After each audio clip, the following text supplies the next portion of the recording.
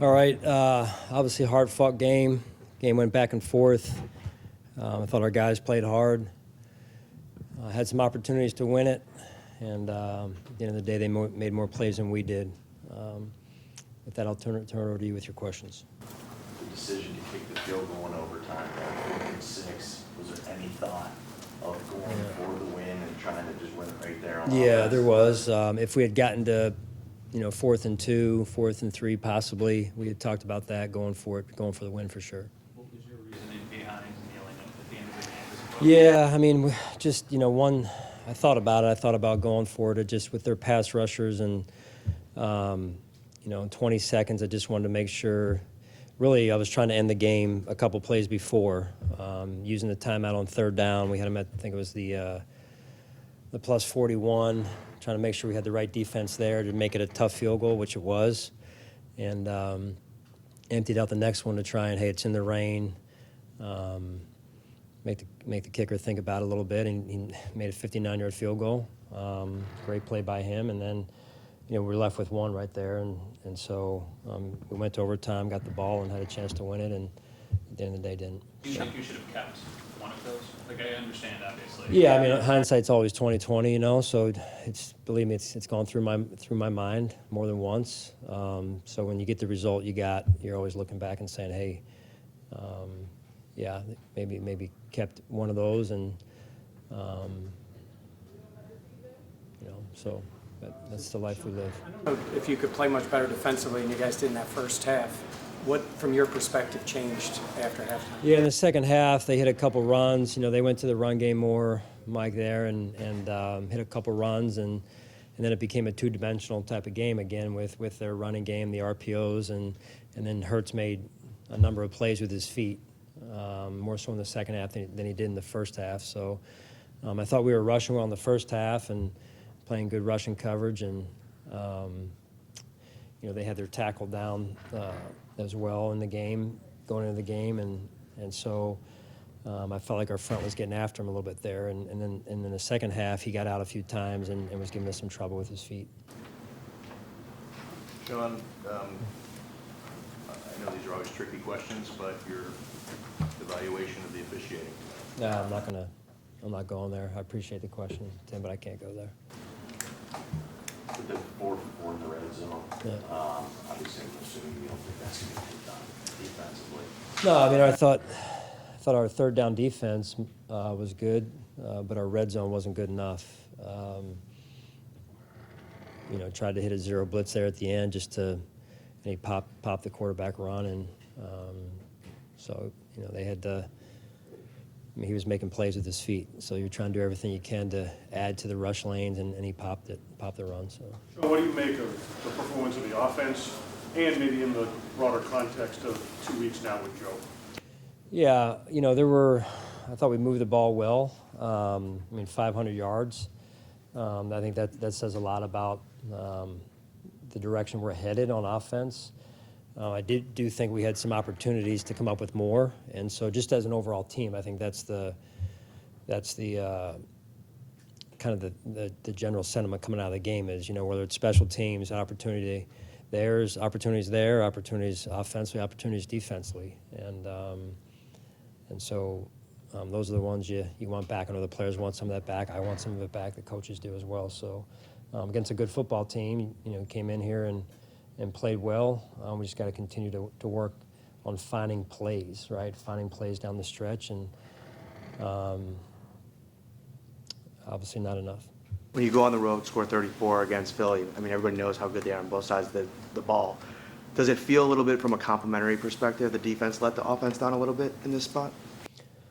Well, that's where I look first, right? I look at myself first, and I look at the defense right after that, and in the second half, we didn't do enough to win the game.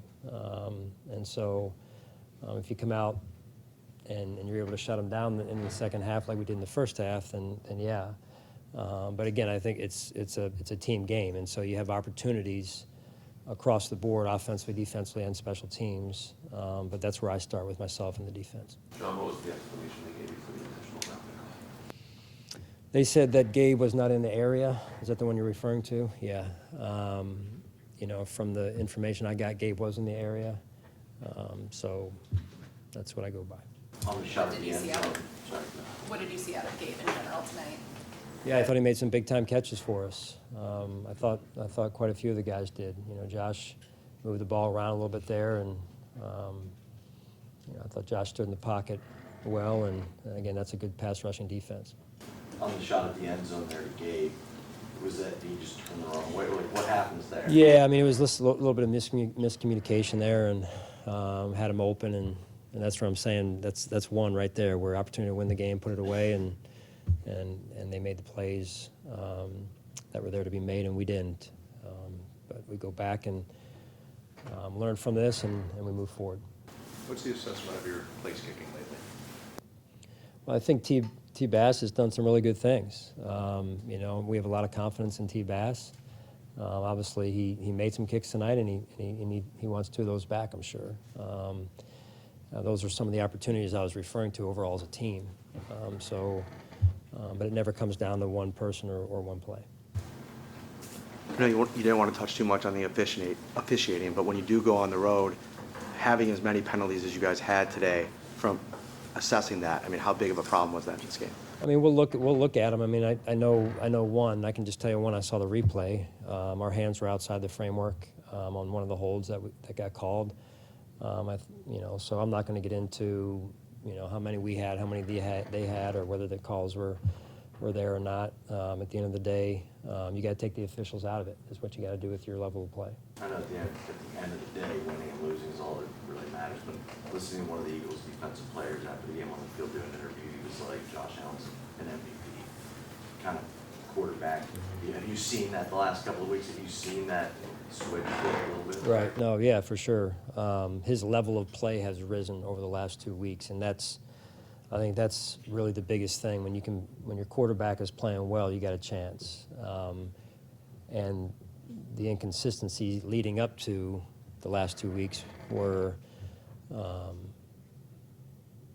why I made the decision. One of the reasons why I made the decision that I did to move forward here. So, but the last 2 weeks, Josh Allen's level of play has been good enough for us to win. We all know no moral victory, Sean, but I mean, is that something you feel like you can take, and maybe some other things? What do you take into the bye with you in your message to them as you look toward a week off and then a tough stretch that lies ahead? Yeah, I mean, there are no moral victories. I am encouraged by the direction of our offense the last 2 weeks, and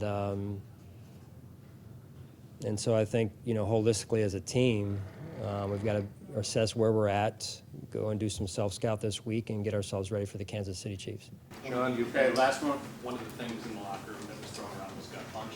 And as you head into a bye after another loss, and I know they're all tough losses, how do you keep the guys up? Yeah, you stand up. I mean, this is the league we're in, right? We came in here, we fought our asses off. We didn't make enough. We didn't do enough.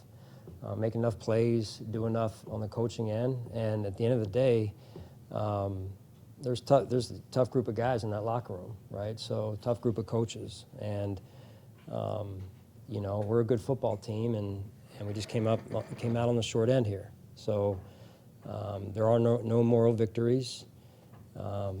Each and every one of us have to look at ourselves, and like I told you, that starts with me, and that's what you do. That's what the best do, and I know our football team's a darn good football team. Thanks, guys.